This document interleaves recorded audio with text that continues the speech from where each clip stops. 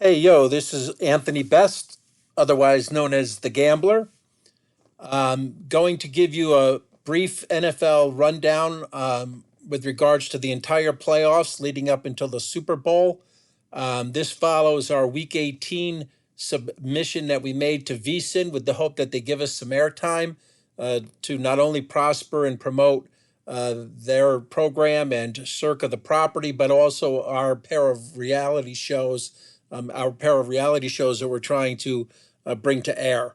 Um, really unique. And as I've said in the past, I don't know too many people who are as well, not even saying prosperous, but as productive as we are when it comes to picking winners. Um, but also how uniquely and accurately we handicap a game, which is unlike anybody you've ever heard on national television. Um, Although again, we give VSiN a lot of credit because they are the more their production value we like a lot. Not to mention a lot of their insights, but they are missing one person, sort of a godfather of handicapping or somebody who can, mesh analytics with, what we call sports investing, what other people call betting, gambling, or wagering. So we believe that I am that person, Anthony Best, the gambler. So having said that, I'm going to give you a brief breakdown here of the playoffs. Can't give you everything, but we're going to, offer you a lot of intel that I think you're going to find enlightening, educational, and even, in some ways entertaining. So to begin, we've completed our power rankings. They're very similar to what was projected at the beginning of the year, although this was our worst year in memory. Um, Although we, certainly profited and did well, but for certain reasons I can't relay right now.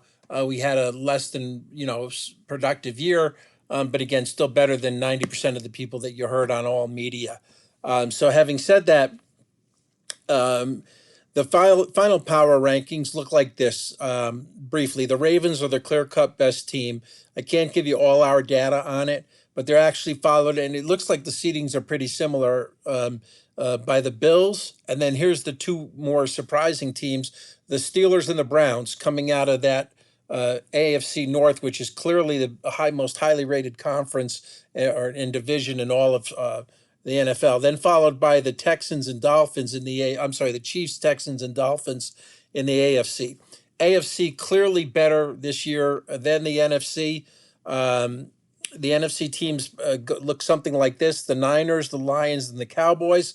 They're probably your top three, obviously, followed by the Packers, Eagles, Buccaneers, and the Rams. Now, moving into the playoffs, one of the odd things here, a couple things you could point out are these are all very good defensive teams this year, or at least we know a lot of games have gone under. Some teams better than others. Probably the least effective defensive teams are the Eagles of all the teams, and then followed probably by, well, let's just say the Eagles are clear cut the lowest defensive minded team. Um, in the first round of the playoffs. And another thing here with the Eagles are actually played a power ranked higher schedule, which made sense because they were defending Super Bowl champs. But the problems with the Eagles are they're exhausted. And as we projected, they would lose. They wouldn't cover to the Giants, Cardinals, and Giants in that order, losing two of those games, the last two straight up. So they're really, prone to being upset by Tampa, although they are much higher ranked than the Buccaneers. But again, they are exhausted.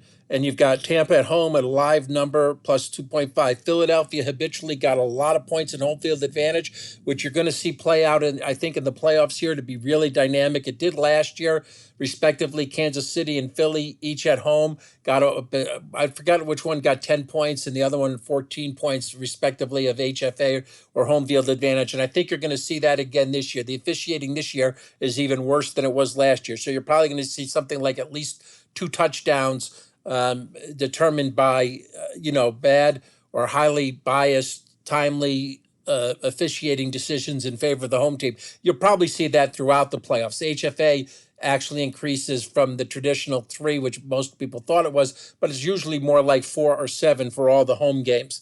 And then it's contingent upon certain cities, some more than others. They get more gratuitous calls.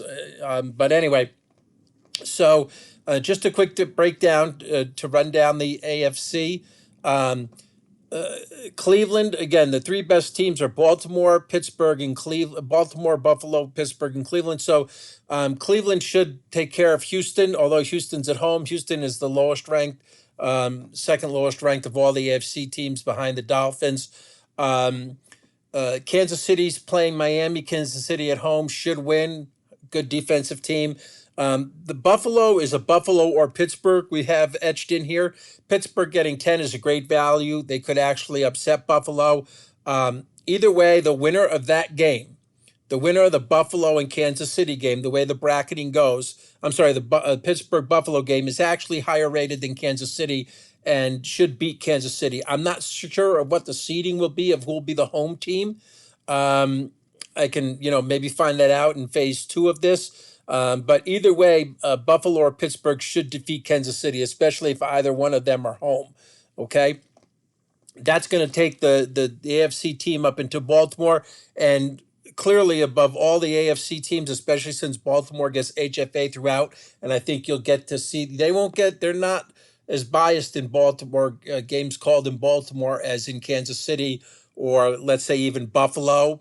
Um, but yeah, none of the other cities are really, Buffalo and Kansas City have the biggest HFA of all the teams in the AFC if they play their games at home. But Baltimore is clearly the best team in the not only the AFC but in the NFC, and they should go on to the Super Bowl. And that seems really clear cut. In the NFC, it's a little more diluted. We've already spoke about Tampa over Philadelphia. Again, Philadelphia is the higher ranked team. Based, primarily on strength of schedule, but an exhausted team in a bad spot here. They're really one of the highest ranked home field advantage teams, but now having to be down in Tampa, I've seen games down in Tampa. Tampa should get some good HFA here at home, maybe 4-7, probably 6 points, something like that, HFA in that game. Detroit's home laying a small number to Los Angeles. Detroit should get some HFA. They're a better team than Los Angeles, but you never know with this Dan Campbell.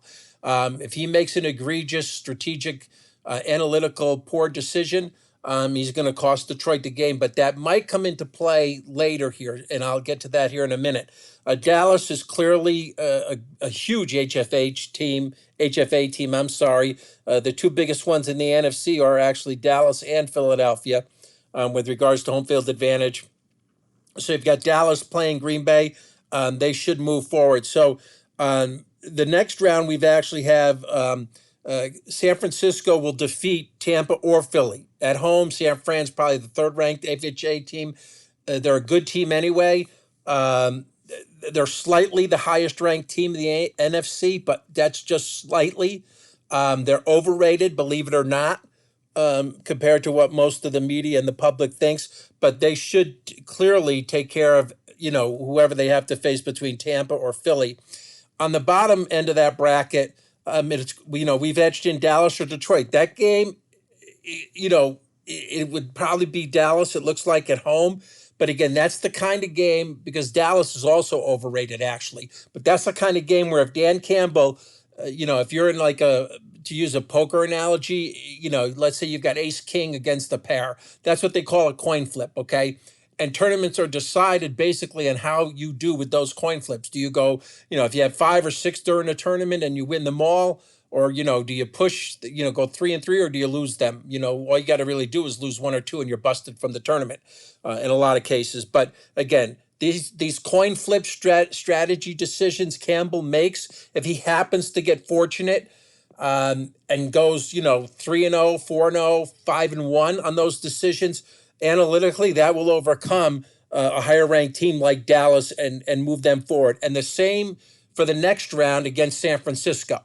Okay, now, of course, again, San Fran's the highest ranked team narrowly, probably over Dallas, probably over Detroit. I know the seeding kind of plays that way, but those teams are all really, closely matched. HFA plays the biggest role, home field advantage, okay, for both San Fran and Dallas, especially Dallas. But if Detroit does some, wacky Campbell decisions, which he'll have to do to overcome the better teams and the home field advantage, Detroit could actually upset. But either way, no matter who gets into the uh, um, uh, Super Bowl from the NFC, which would probably be San Francisco, Baltimore is clearly the best team in the NFL. And I don't know if they'll be getting points. The spread has usually been somewhere around the NFC -3, but I think you'll probably see that switch to the AFC -3, if not a little bit more by the time they get to a neutral field and the Super Bowl.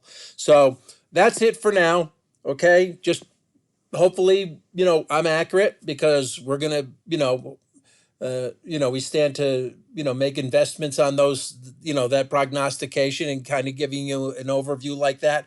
So again, we wish you all well and God bless. This is Anthony Best, the Gambler.